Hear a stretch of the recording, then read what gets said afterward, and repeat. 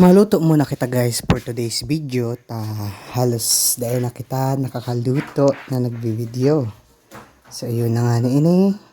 Piling ko sa indo ang simpleng pagluto na simpleng manok tapos tokwa lang ang ingredients na gagamiton ko. Pero may mga sibuyas bawang syempre. Yan, naglagyan ako dyan ng lana and i-fast forward ka na.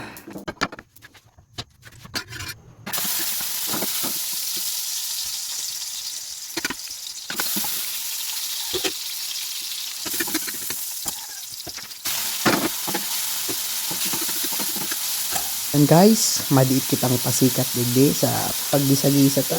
Parang ang liit na pasikat. Yan sa kong ilinga. Pasali. Ilingan ko kalali pa Forward na nagkakay guys.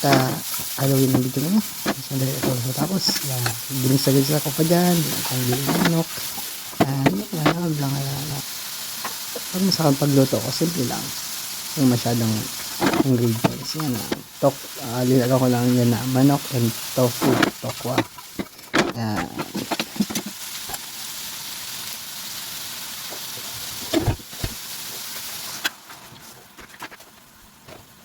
Super password forward na guys. Ayan na, tornado pinsan, tornado.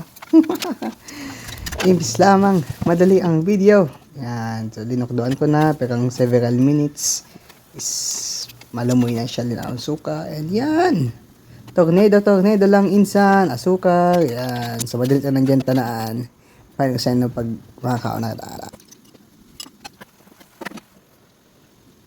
So matapos ang perang minutong pagluto, binuksan ko na nga ni, nagkuhan ako dyan na pinggan ko ay mangkok palan na may laog na maluto. Ta syempre, tatanaan-tana ang gibota.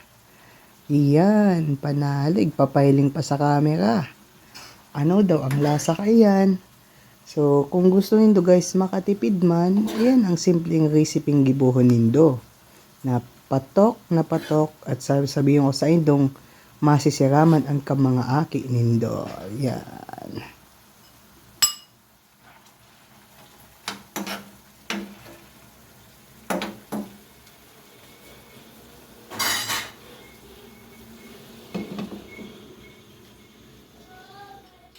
Digdi nga ni guys, tinanan ko na sa sakuyang niluto kung ano man lasa yan. Isus na sira mananggad.